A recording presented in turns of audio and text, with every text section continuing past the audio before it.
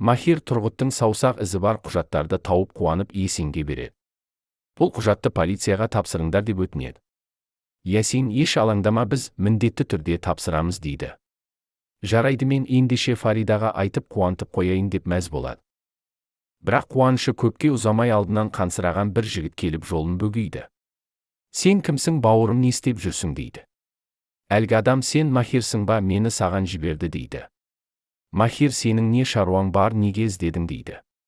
Бір адам Фариданы ұрлап кетті, мені саған жіберді. Бір құжатты беруің керек екен деп ашуына тиеді. Тұрғыт деген адам сені күтіп отыр. Құжатты берсін де Фариданы алып кетсін дейді. Махир, ол қайда, енді оны қайда апарам дегенде, әлгі жігіт қағаз береді де бәлесінен аулақ деп тайып қалады. Енді жетпегені сол еді. Есен жыр болған құжатты тапсыруға кетеді. Фарида үйде ма деп сұрайды.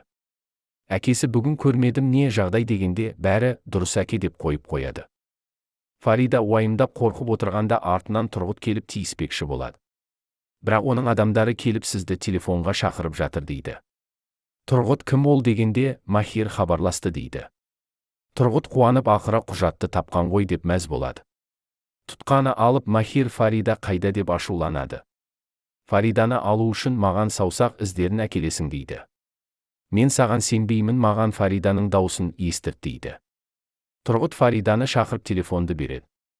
Махир, Фарида қорықпа, мен сені құтқарам, саған қолының ұшын тигізе алмайды дейді. Фарида жылап қалады. Есен комиссар құжатты өткізу үшін полицияға барады. Бұл Тұрғыттың саусақ ізі құжаты деп түсіндіреді. Бірақ оны бастығы жақтырмай, сен не үшін жүрсің, сен қызметтен кеткенсің, енді келме деп бұйырады. Есен ренжіп намыстанып құжатты беріп кетіп қалады. Тұрғыт Фариданың мазасын алып қайта келеді. Фарида қорқып қолына қобдишаны алып лақтырмақшы болады. Тұрғыт бұны көріп тыныш кетіп қалады. Есен Махирден хабар алып полицияға қайта келеді. Архивті енді ашқалы жатқанда бастығы көріп қойып жолын бөгеп кіргізбей қояды. Мен саған не дедім, мұнда келме, әйтпесе күш көрсетем дейді.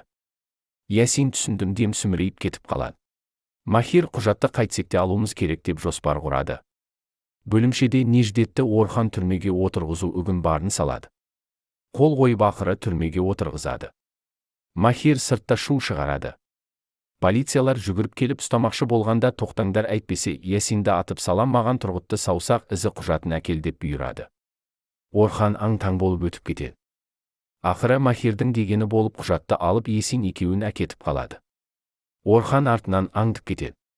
Белгинді тұқындап бөлімшеге әкеле жатқанда, Белгин, мені қайтсеңде құтқар атып дейді. Орхан не жағдай деп бәрін түсіндіреді.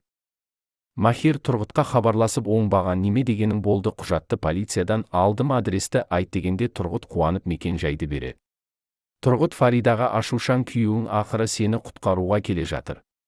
Не деген махаббат, сен үшін өлуге дайын. Адамдарына Фариданы қоймаға әкет, Махир қарсыласа екеуінде өлтір деп бұйырады. Орхан Махирге Тұрғытты өлтірейік дегенде, Махир қарсы шығады. Фариданы әкетіп қоймаға жасырады. Абақтыда Неждет полицеймен келісіп звондау үшін оған 1 айлық ақшаңды берем деп келіседі. Белгин прокурорды шақыртып, маған көмектес дегенде, прокурор бетіме қара дейді. Белгин бетіме қара, жоғалтар еш нәрсем қалмады, босатпасаң ұстап берем дейді. Неждет әйеуіне хабарласып, маған дереу кел дейді. Саған ешқашан келмеймін, қызым, екеумізді мазалама деп ашуланғанда бір чемодан түсіп кетеді. Ішінде бір сөмке ақшаны көріп шошып кетеді. Фариданы тауып Махир кіріп келеді. Құжатты әкел, әйтпесе атып салам деп құжатты алады Тұрғыттың адамдары. Артынан Орхан кіріп көмектесіп, Фарида мен Махир қауышады. Аднан прокурор Сәлімге келіп Белгиннің жайын түсіндіреді. Сәлім өзінше батырсынып, Белгинді өлтіреміз, көзін жоямыз дейді. Сөйтіп Сәлімнің бір әйелге күші жетпей, Белгин сезіп Сәлімге қалам тығып, аяусыз өлтіріп тастайды. Тұрғыт өміріне мәз болып құжатты алады. Ішін ашып қараса, қорқыт өлмес деп тұрады, яғни Махир жалған құжат беріп алдап кетеді.